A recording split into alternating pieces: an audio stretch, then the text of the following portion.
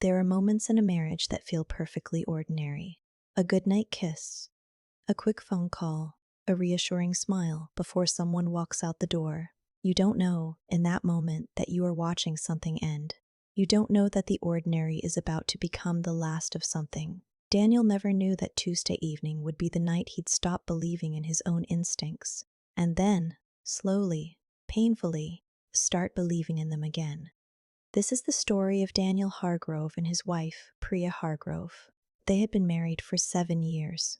7 years of shared meals and inside jokes and learning each other's silences. From the outside, their marriage looked steady, the kind of life people quietly envied at dinner parties. But inside, something had been shifting for a long time. Not breaking, not collapsing, just drifting the way a boat drifts from a dock when someone forgets to tie the rope properly. Daniel was a man who believed that love, if you worked at it, would hold. Priya was a woman who had started to wonder if working at something meant it had already stopped being natural.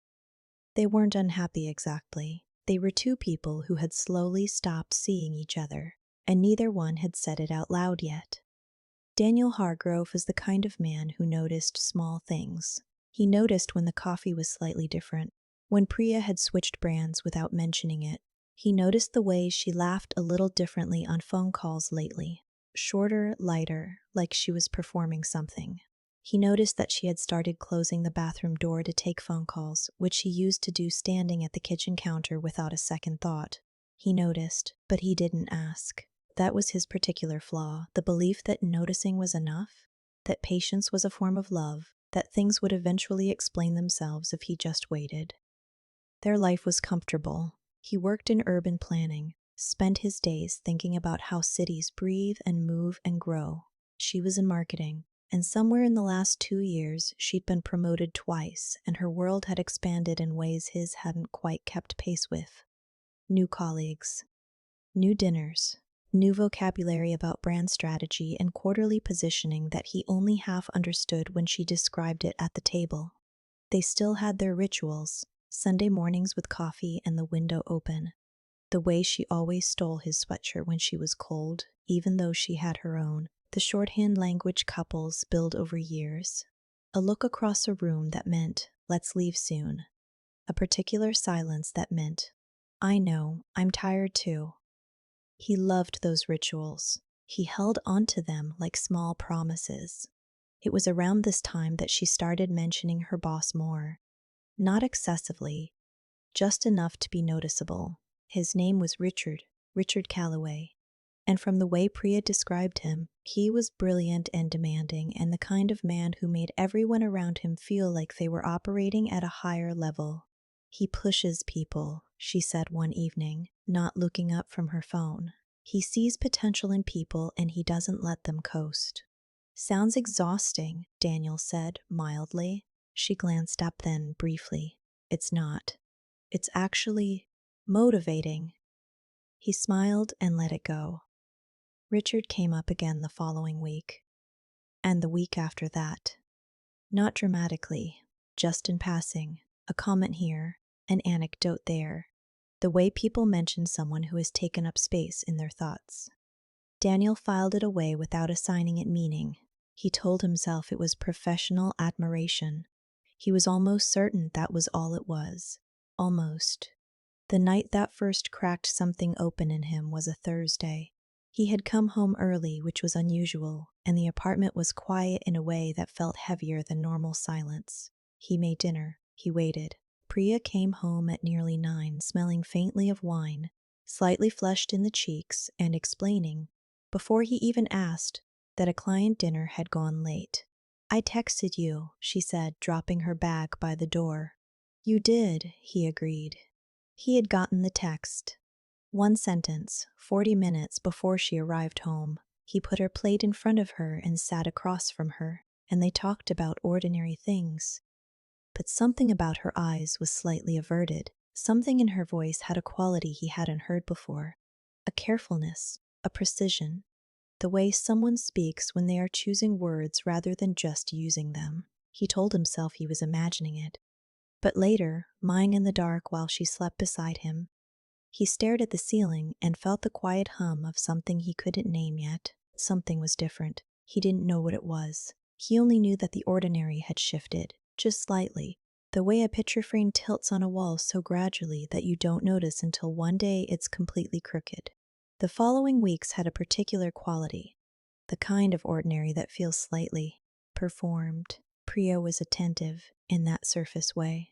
She asked about his work. She laughed at the right moments. She was present in the room, and yet Daniel kept feeling like he was talking to a projection of her rather than the actual woman he'd married. There was something behind her eyes that she wasn't offering him. He didn't know if it was distance or distraction or something else entirely. He tried in his quiet way to close the gap. He suggested they go back to the Italian place on Mercer Street, the one where they'd celebrated their 3rd anniversary. She said yes, but then rescheduled, then said yes again, and they went. And over pasta and candlelight, it almost felt like the old version of them. She laughed and touched his hand across the table, and he thought, maybe I've been overthinking this. Maybe this is what long marriages feel like. The ebb and flow, the drifting and returning.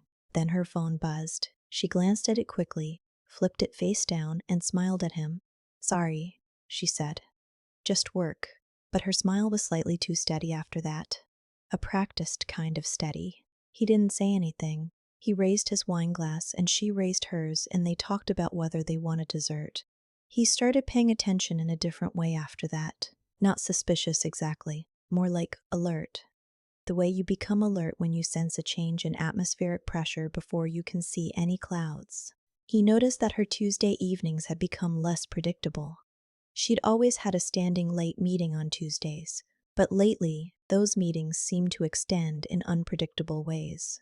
8 o'clock, 8:30, sometimes 9. He didn't track the times consciously. He only realized he had been tracking them when one Tuesday she came home at 9:30, and he looked up from his book and thought, that's the 3rd time this month. He asked lightly, long one tonight? Team thing, she said.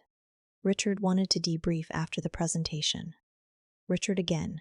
He nodded. He went back to his book, but the words on the page meant nothing. He was somewhere else entirely. The emotional distance between them had taken on a physical quality by now. Not coldness, something more unsettling than that. A warmth that felt slightly artificial, hugs that lasted the right amount of time but felt choreographed, kisses that were technically affectionate but somehow hollow at the center. He kept asking himself, am I imagining this? Is this what happens in a long marriage? You start reading significance into nothing? He genuinely didn't know. That uncertainty was its own kind of suffering. One evening, she was getting ready to go out for what she called a team dinner. He sat on the edge of the bed and watched her apply lipstick in the mirror. She was wearing the dark green dress he'd always loved. She caught his eyes in the reflection and smiled. You look beautiful, he said. And she said, thank you, in a voice that was warm but also slightly far away, the way you thank a stranger for a compliment, not quite landing all the way. That was the moment something shifted in him, not anger, not accusation, just a quiet, hollow recognition. He had been watching himself disappear from her field of focus, slowly, gradually, and she hadn't seemed to notice, or hadn't seemed troubled by it if she had. He sat there after the door closed in the quiet apartment and let himself think the thought he'd been carefully not thinking for weeks. Something is wrong, and I don't think it started recently. It was a Tuesday 3 weeks later when it finally came to a head, though came to a head suggests something dramatic, and it wasn't that. It was quiet, almost unbearably quiet. Priya had mentioned that morning that she was having drinks after work. Just her team, a casual thing, someone's birthday. She'd be home by 9 at the latest. She kissed him on the cheek and left. By 8 o'clock, he found himself looking at his phone, not because he planned to check on her, but because he'd called at 7:30 and she hadn't picked up, and then he texted and she hadn't responded, and there was that hum again, that atmospheric pressure feeling.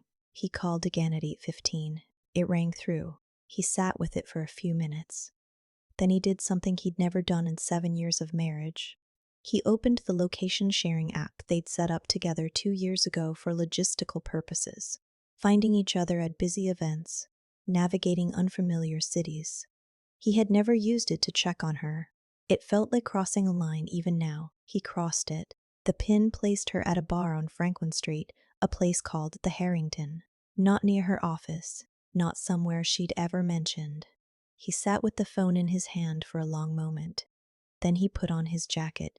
He told himself on the drive over that there would be a reasonable explanation. A change of venue. A last-minute decision. The story would make sense once he heard it. The Harrington was the kind of bar that had low lighting and leather booths and a certain atmosphere of curated intimacy. He walked in and scanned the room. He didn't see Priya. He approached the bar, ordered a water, and after a moment asked the bartender, a young woman named Corinne, according to her name tag, if the party he was meeting had been in recently. He described Priya briefly. Dark hair, green dress. Corinne paused.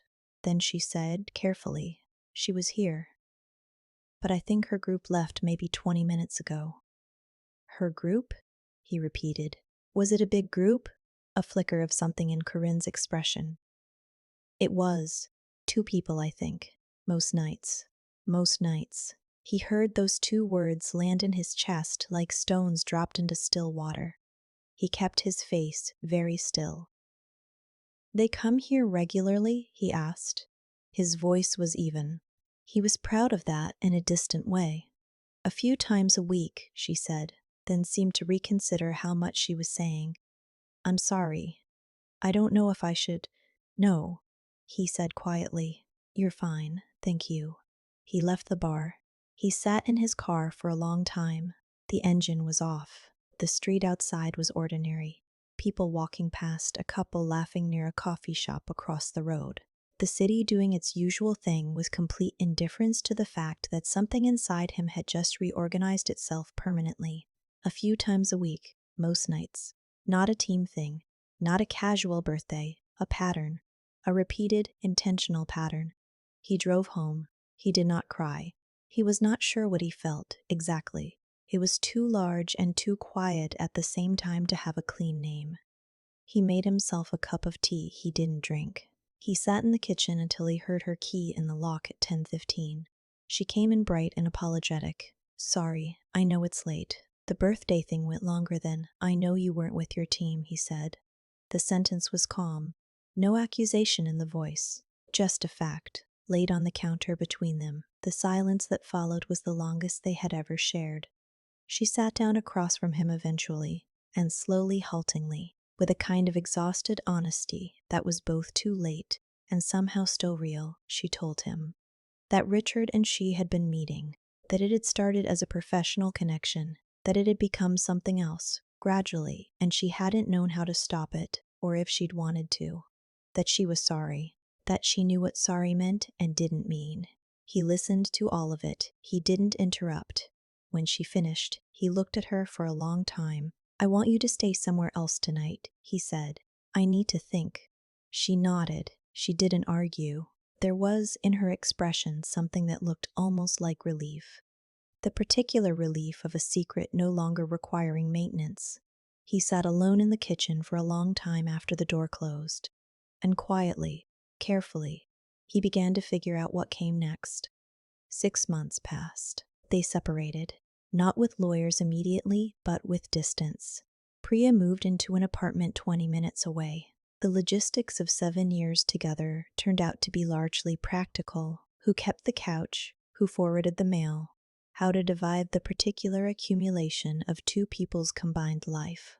Daniel threw himself into his work with a focus that surprised even him. There was something almost clarifying about grief, when you let it do its proper work, when you didn't rush past it or perform recovery. He walked a lot in those months.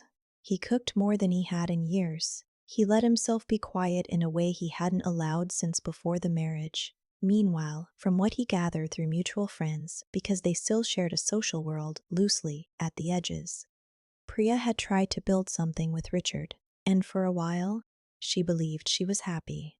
She told people she was happy. She went to the places they'd always wanted to go and took photographs, and posted them, and the photographs were beautiful. But there is a particular loneliness that comes from being with someone who was exciting precisely because he was not supposed to be yours. When the transgression becomes the relationship, some of the electricity dissolves. What remains is just two people. Ordinary, with all their ordinary complications. She called Daniel on a Sunday afternoon in October, 5 months in. He answered. "I just wanted to know you were okay," she said. "I'm okay," he said. "Are you?"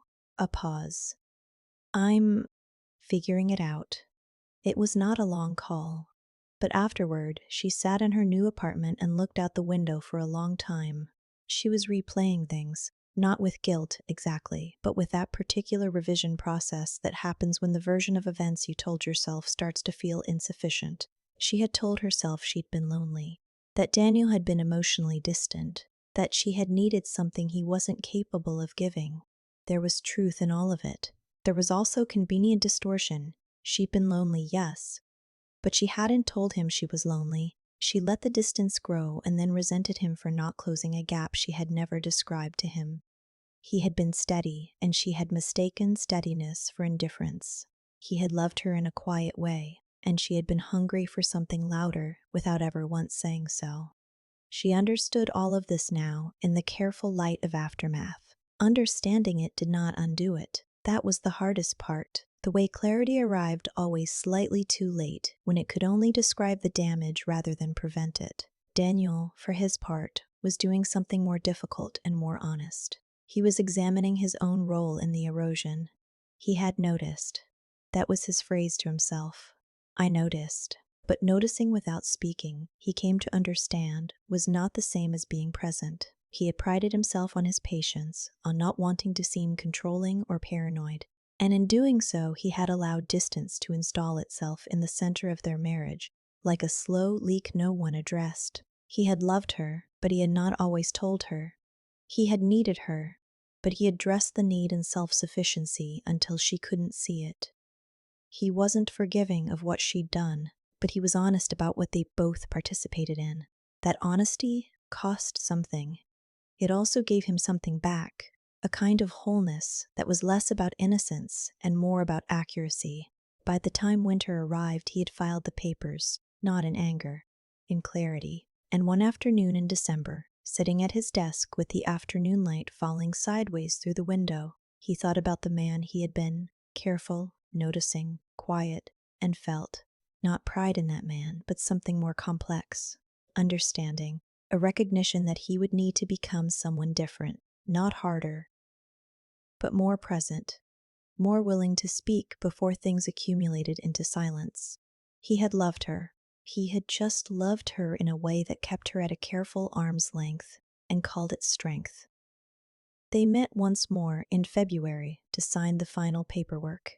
She arrived first. He came in from the cold, and there she was, sitting at a small table in a coffee shop near the mediator's office, her hands wrapped around a mug. She looked up when he walked in. Something passed between them, not warmth exactly, and not hostility either, something more honest than both. Recognition, maybe. Two people who knew each other deeply and were no longer pretending that knowledge was uncomplicated. He sat down across from her. "Coffee," she offered. "I'm fine," he said. "Thank you." The papers were already on the table, clean and white and carrying the full weight of 7 years in a surprisingly small stack. They went through them together with the mediator, and it was efficient and professional, and occasionally, absurdly, they laughed quietly at the same moment, over some shared memory prompted by the division of something ordinary. A print they'd bought in Lisbon. A joint savings account that had once been earmarked for something they'd never quite gotten around to doing. Afterward, they walked out together into the February cold. The city was gray and dry. The breath came in small clouds. She stopped on the pavement and turned to face him. He waited. "I'm sorry," she said. "I know I'd said it. I wanted to say it in a moment that wasn't about explaining anything." He looked at her for a long moment. "I know you are," he said. "I'm sorry too, for the parts that were mine." She tilted her head slightly, and in her eyes he could see that she hadn't expected that. the acknowledgement that this wasn't a story with a clear villain. It seemed to affect her more than anything else he might have said. "Are you going to be okay?" she asked. "Eventually," he said. "Yes." She nodded. She looked like she might say more, then decided against it. She adjusted her coat against the cold, and he thought about all the times he had watched her do that exact gesture, pulling the collar up, a private small action, and how he had loved her in those small moments without always telling her so. She turned and walked down the street, and he watched her go until she rounded the corner and was gone. He stood there a moment longer. The city moved around him. Cabs, footsteps, the distant mechanical rhythm of ordinary life going on. He thought about the man he'd been when he first met her, the man he'd been at the end, the man he was trying to become in the space between those two versions. He thought about Tuesday evenings, about a location pin on Franklin Street, about a bartender who'd said most nights, and how those two words had quietly dismantled something he'd spent years building. He thought about all the moments he'd noticed without speaking, all the times he'd held his patience like a virtue when it was actually a distance.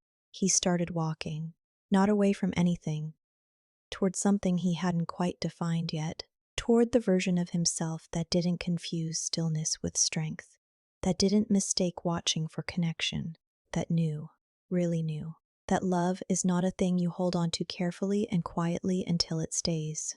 Love is a thing you say. You speak it out loud, even when your voice feels uncertain. Especially then. The wind came up off the street, and he turned his collar up against the cold. And for the first time in a long time, the ordinary felt entirely his own.